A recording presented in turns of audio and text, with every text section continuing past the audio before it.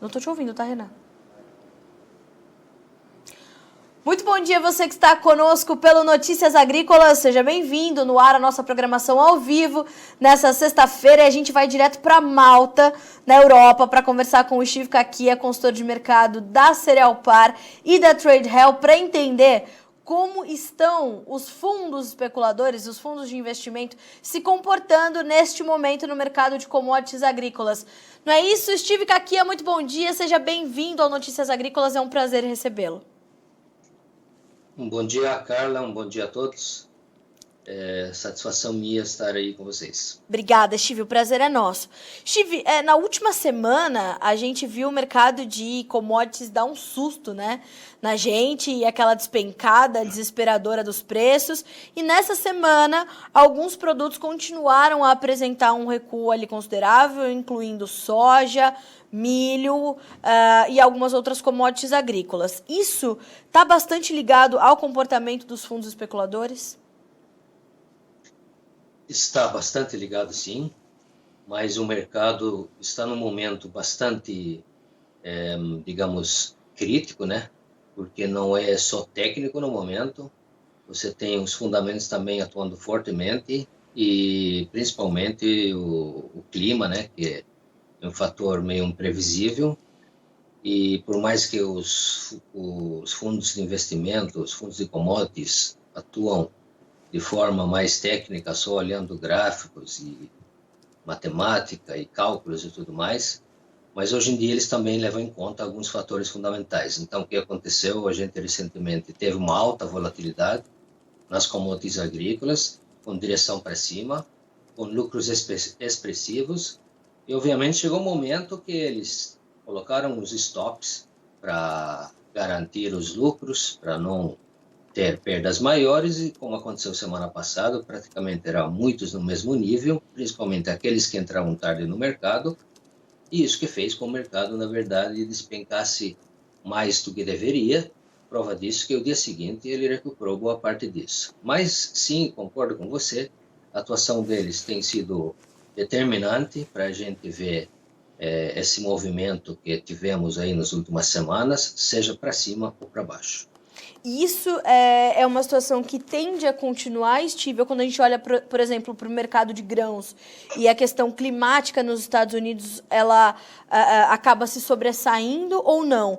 Essa tendência é de que realmente continue essa influência muito forte desse comportamento dos fundos aí sobre o mercado de commodities agrícolas? Na minha opinião, tende a continuar, né? Por mais que eles se retraíram um pouco agora, mas acho que provavelmente vai haver uma coincidência de fatores que vai fazer com que eles voltem buscando novas oportunidades. Por mais que choveu nos Estados Unidos essa semana, na semana passada,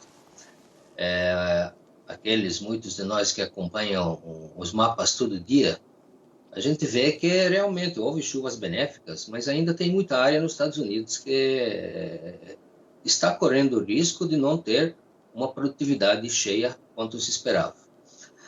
Além disso, tem um número indefinido ainda, e que talvez isso é o fator principal do momento, que pode alterar todo o quadro de oferta e demanda para o resto do ano em relação aos Estados Unidos, é a questão da área, né? Tem muita expectativa em relação ao que o USDA vai divulgar no final desse mês de junho, de área efetivamente plantada.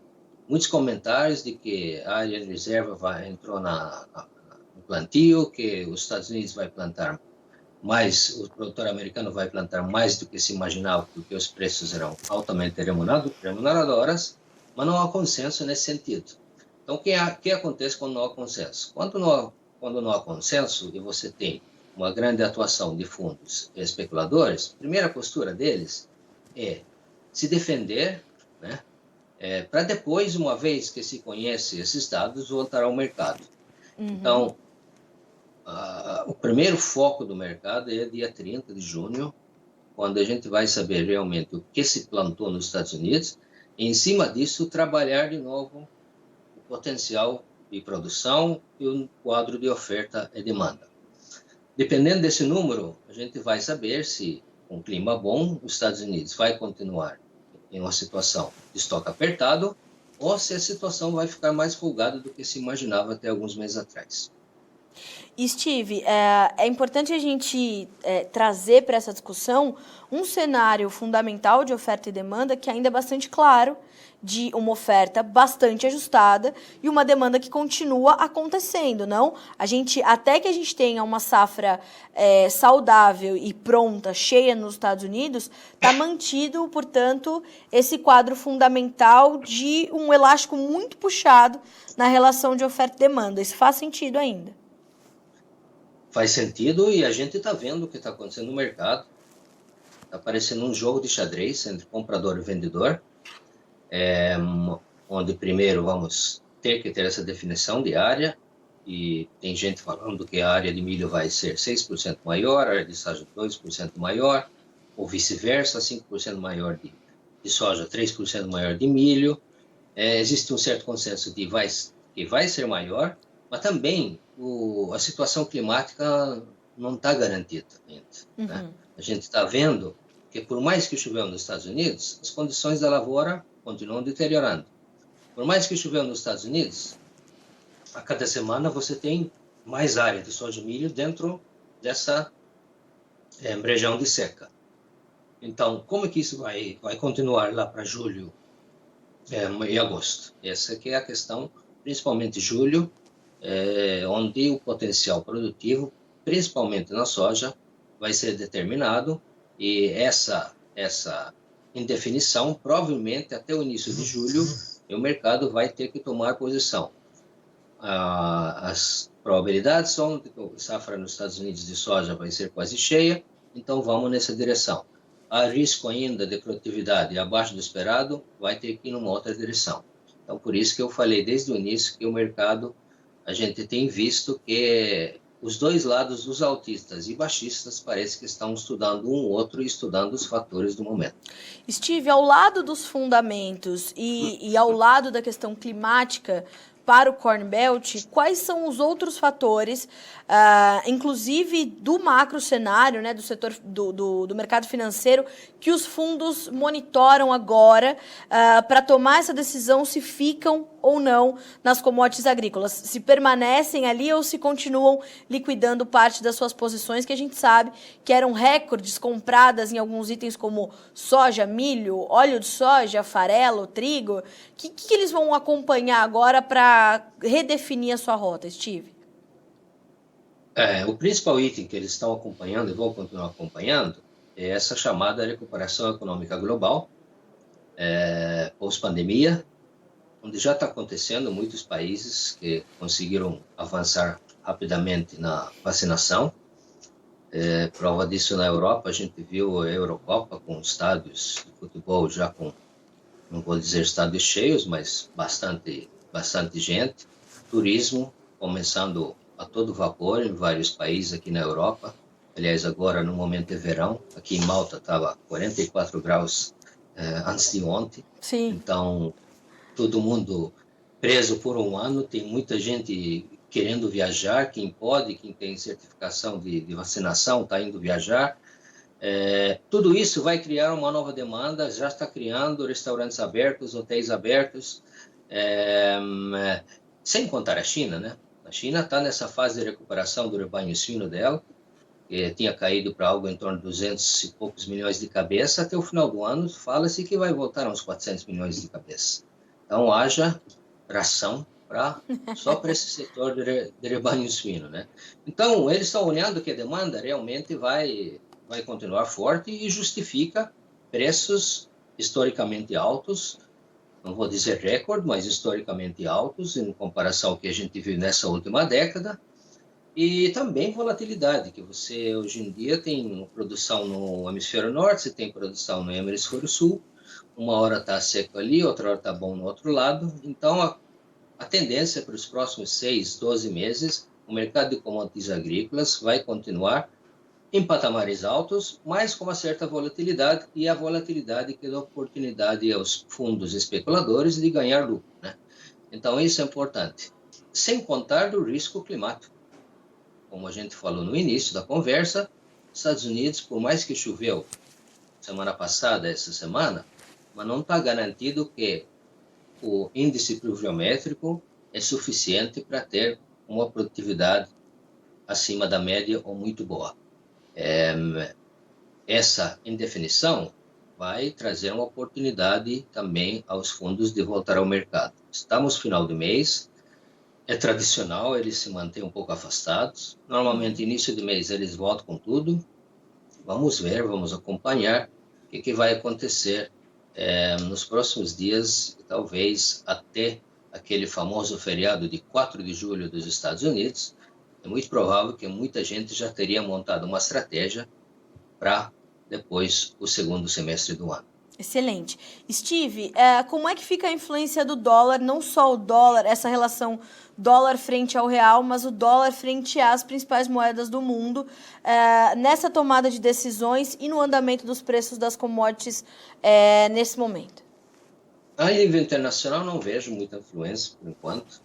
A nível Brasil sim, porque coincidiu do mesmo jeito que quando a gente estava subindo, coincidiu soja, Chicago subindo, dólar subindo, estava bom para muitos vendedores. Agora aconteceu o contrário. Nesse mês de junho, tivemos uma coincidência do dólar caindo, Chicago caindo, e obviamente isso afetou negativamente os preços em reais. Então, até pela magnitude que aconteceu essa queda, aí sim, para o brasileiro, para o vendedor, para o produtor, nesse momento, é um fator de pressão. Tecnicamente, não há por que o dólar voltar a explodir nesse curto prazo, a não ser que haja algum acontecimento fora do normal.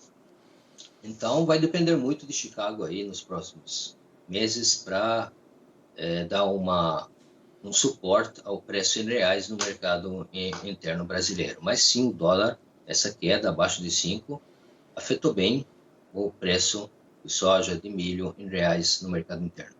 Steve, movimentação de juros no mundo e a influência da China no mercado de commodities pode mudar alguma situação de forma consistente, agressiva aí, no comportamento dos fundos diante das commodities agrícolas?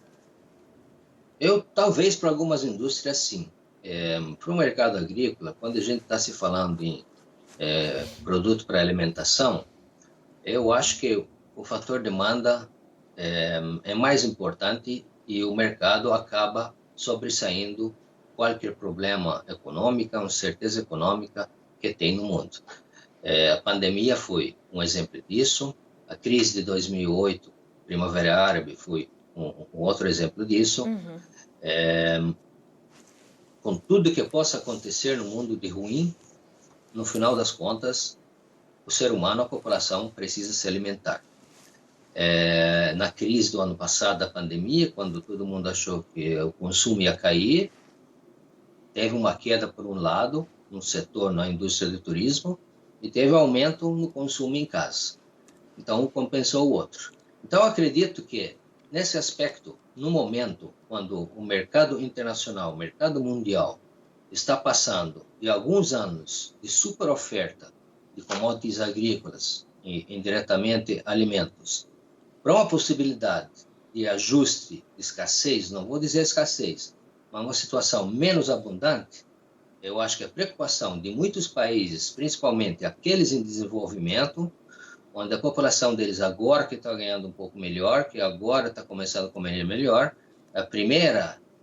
o primeiro objetivo é garantir o produto. Sim. Garantir produto para alimentação animal, garantir produto para alimentação humana, independente do que está acontecendo no macroeconômico a nível mundial. Então, o mercado agro, às vezes, difere de outras indústrias que a gente tem no mercado internacional, de modo geral.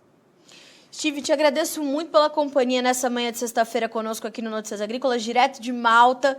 Sei que o seu dia hoje está bastante apertado e que aí já... Que horas são por aí agora, Steve? Agora aqui no Brasil, 9 horas e 37 minutos.